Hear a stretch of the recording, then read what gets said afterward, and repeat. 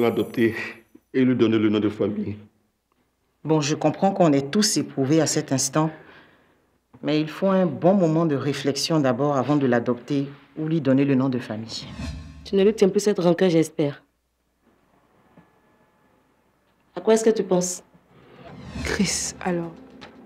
Barnabé Chris. Ouais, c'est bien. Quand on part, on ne laisse rien derrière soi. Tu me fais pitié, Cacharel. On ne te retient pas. Fous le camp d'ici.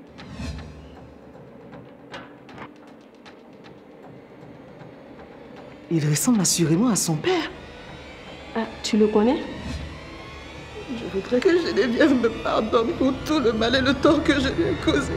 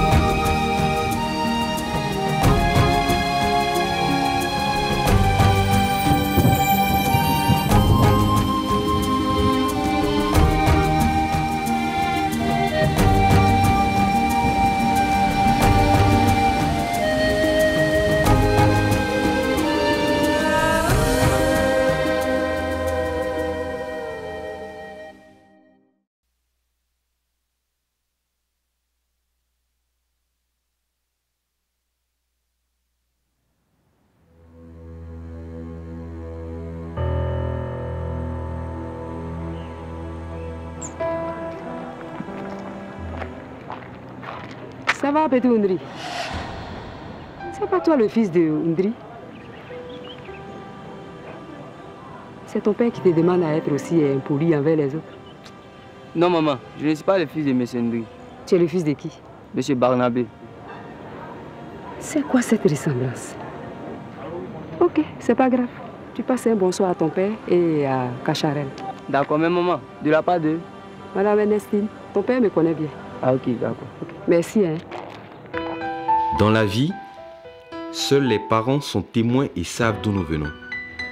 Nous les enfants, on nous raconte juste notre venue au monde. Est-ce souvent la vérité qui nous est dite?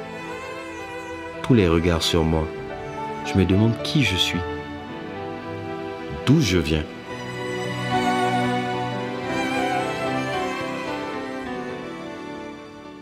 Je craignais te trouver déjà endormi.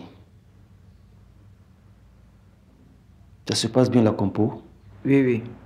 J'essaie de refaire les exercices des chapitres déjà étudiés en classe. C'est bien. C'est bien, mon fils. On me dit souvent que je ressemble à un enfant du voisin.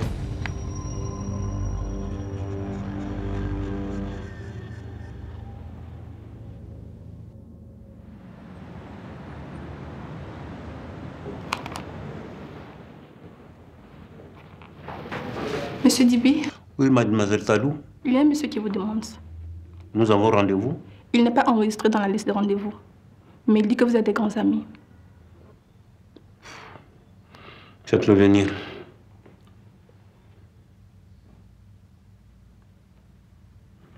Cher ami, oui, je ne vois aucun inconvénient à le prendre. Ah, d'accord.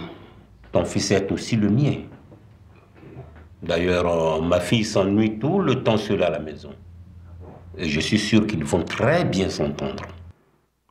Mais en tout cas, c'est super génial. Vraiment génial. Et je te remercie pour ta sympathie. Ça, moi, tu dis ça? Je vais te couler une de ces bonnes comme au bon vieux temps. Tu ne changes pas, toi.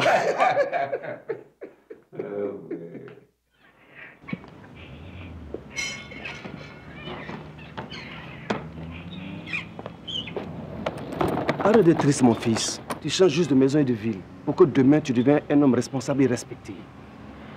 N'oublie pas que tu es mon héritier. Donc sois sage. D'accord? Allez, j'espère que tu passeras de temps en temps nous voir. Allez, prends ça. Je quittais mes sœurs comme si j'allais pour mourir. Il le fallait bien.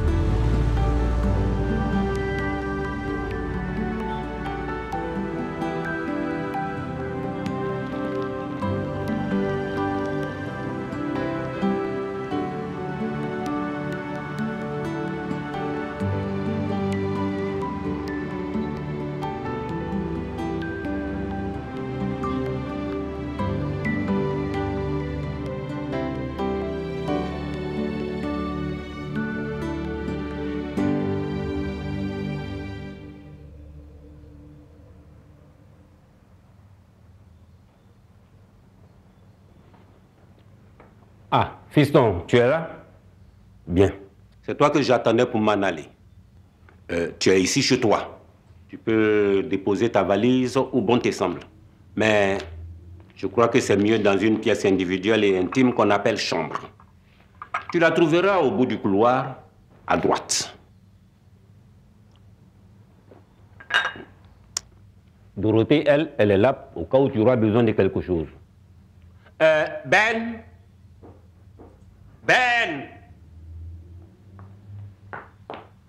Ben, lui, assurera ta sécurité. Le chauffeur dehors t'accompagnera dans ton lycée. D'accord? Allez, je te laisse. Le boulot m'attend. C'est comme si j'étais un petit président. C'était embêtant, mais le confort, le prestige, ça vaut le coup d'en goûter.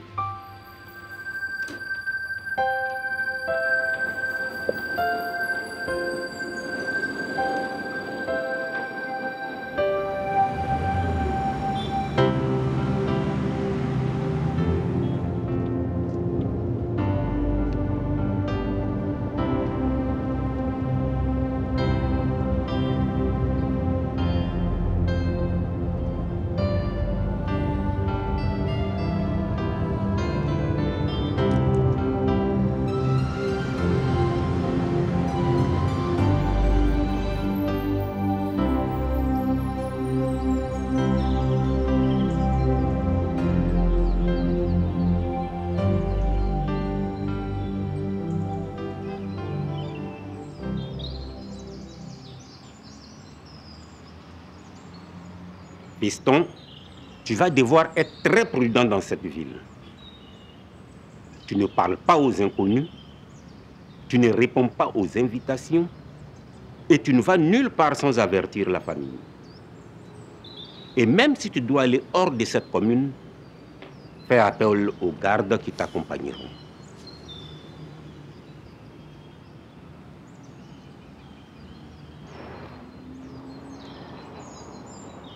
La ville est si dangereuse que ça? Oui, certains gens s'en prennent aux enfants comme toi.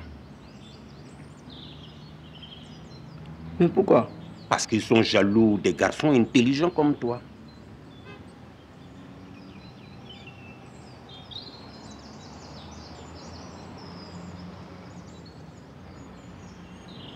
Vous et mon père, vous êtes amis depuis longtemps? Oui, des grands amis depuis Stockholm où nous avons effectué nos études. Lui est rentré plus tôt. Et quelques années plus tard, il m'a conseillé de venir investir ici en toute sécurité en Côte d'Ivoire. Ce que j'ai fait. Pourquoi vous vivez seul? Vous n'avez pas d'enfant? Si, j'ai 3 enfants. 2 garçons et une fille. Où sont-ils? Ils vivent avec leur mère à Stockholm. Ils sont grands? Oui, 22, 19 et 14 ans. Ils viennent souvent passer les vacances ici? Oui, une année sur 2.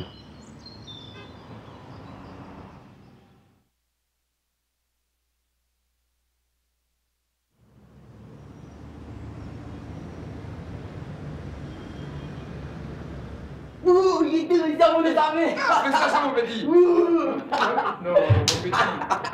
C'est éclaté le sang, mon petit! Ouh, j'ai été le cerveau des armées! Ah, c'est propre. Ah, le petit, mais...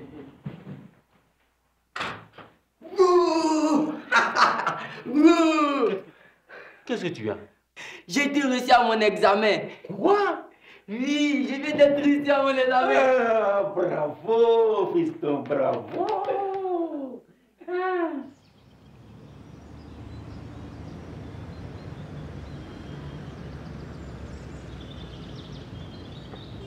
Allez, mon fils, là. Bravo, bravo, bravo, bravo. Félicitations. C'est bien, c'est bien. Tu vois, j'avais prévenu et prophétisé. Tu seras respecté et envié de tous. C'est comme ça que le Mississippi prend sa source. Tu seras un géant de cette société. Tu nous as honorés en obtenant ton baccalauréat. C'est bien, mais ce n'est que le début. Prends tes études en main. Va plus loin. Défie les limites. Et la société parlera obligatoirement de toi. T'as compris? Allez, viens. Je tiens encore à te féliciter pour tes prouesses. Merci, monsieur. Tu es un très bon élève. Et continue dans cette lancée, ok? Merci, monsieur. Bon, à bientôt. Mon gars, on l'a eu. On l'a eu. On l'a eu. Enfin. Félicitations. Félicitations à toi aussi, mon gars. Tiens, même pas on gagne une fête là, ce soir là. Tu peux venir avec nous, non? Oh, dommage. Nos parents ont les mêmes idées. Ok, sans faute. Donc, hein, on va s'appeler. On s'appelle. Hein? Félicitations. Hein?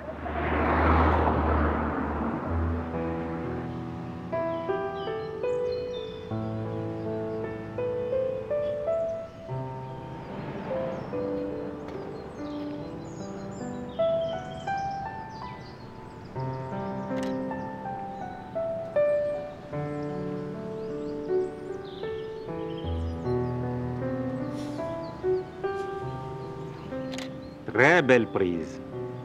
Bonjour, papa. Bonjour. Tu as aussi appris la photographie? Non, je sais juste d'utiliser l'appareil comme je l'ai vu dans les affaires. C'est bien de s'essayer dans l'art. Tu es curieux. Tu t'es décidé pour ta bourse? J'ai choisi l'Autriche. L'Autriche? Pourquoi l'Autriche? C'est un choix venant du cœur.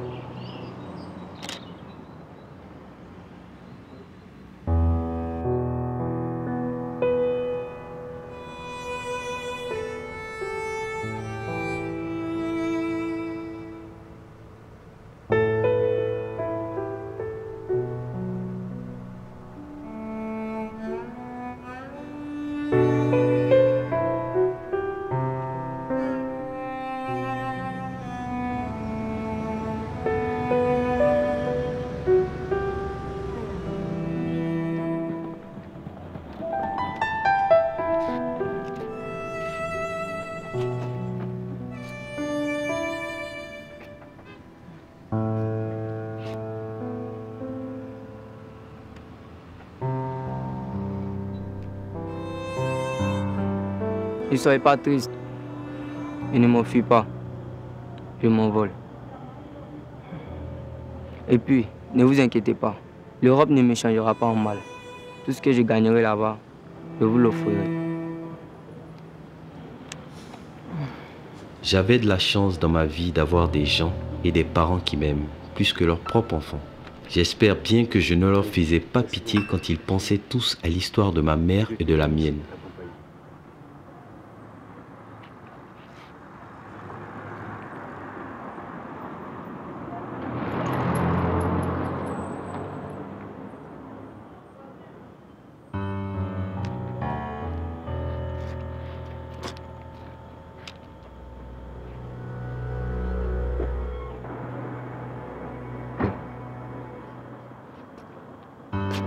Merci, mon cher ami.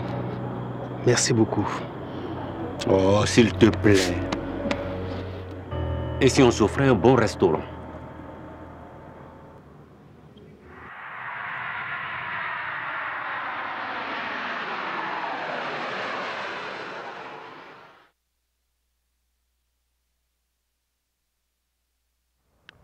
Donne, Seigneur, le repos éternel à ton fils Bernabé, et que sur lui brille la lumière éternelle.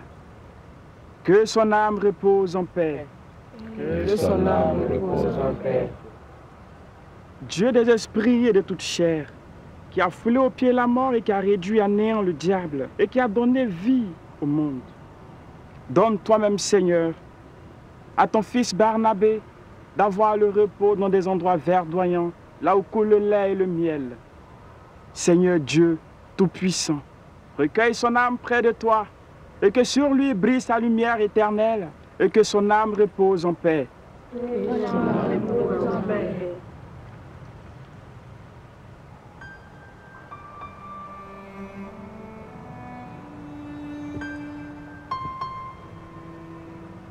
J'ai réussi, papa. J'ai réussi. Grâce à toi. De là où tu es. Sois fier de moi. Repose en paix, papa. Repose en paix.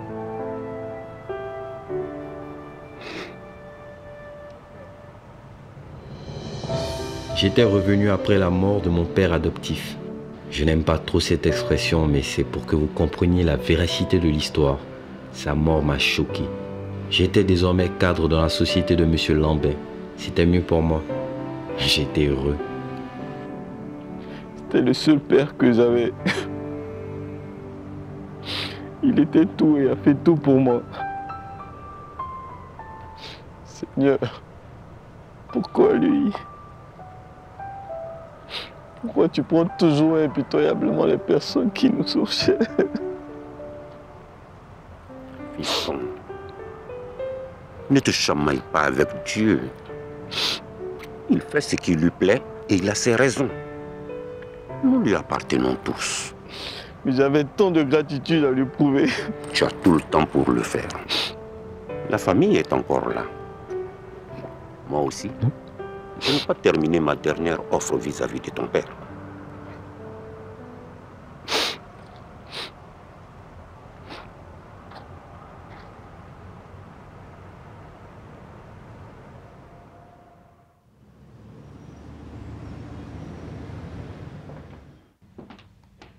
Bonjour tout le monde, ça va? Bonjour monsieur.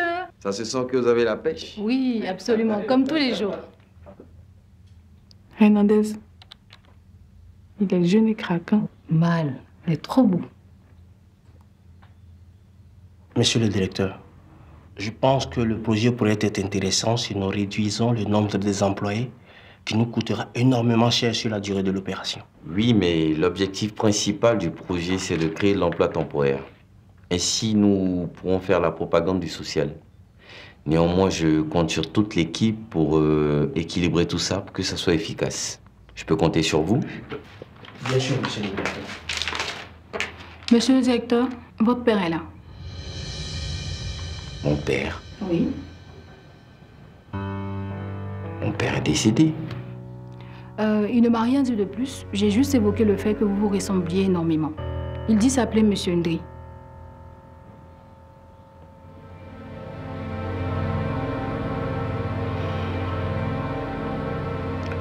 Faites-le entrer.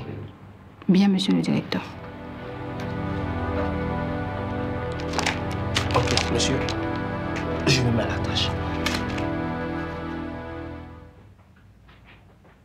Bonjour, monsieur. Que puis-je faire pour vous?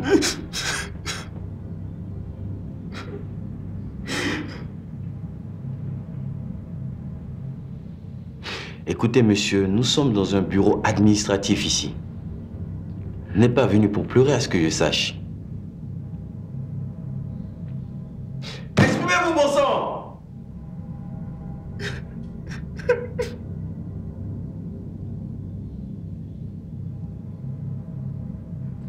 Mon fils,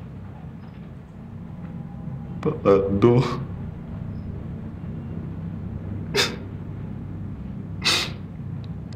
Il n'y a pas plus grand mot que pardon. J'ai honte.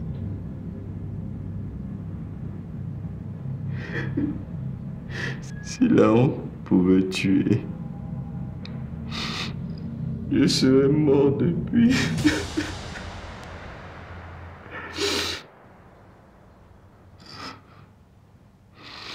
Mon fils, je suis ton père. Monsieur, écoutez, cette histoire date d'une trentaine d'années. Mon père est mort, certes. Ma génitrice est morte. Mais ma seconde maman encore là. C'est eux qui ont fait ce que je suis aujourd'hui. C'est eux qui ont fait l'homme que je suis aujourd'hui. Ils m'ont tout donné. Sortez de ce bureau! Sortez de ce bureau!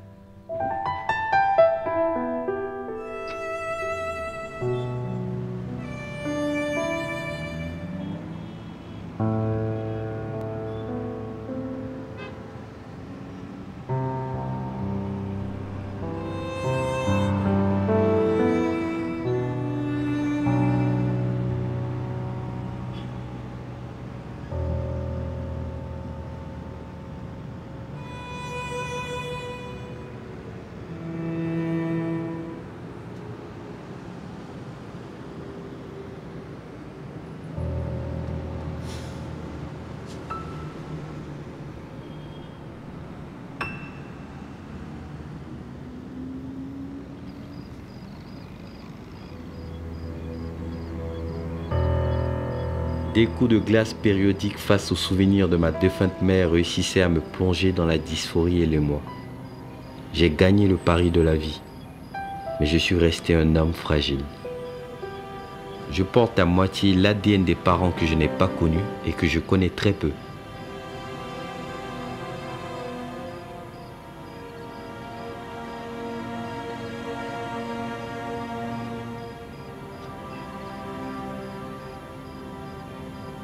À ma place, qu'auriez-vous fait? Les coups de la vie, il y en aura toujours.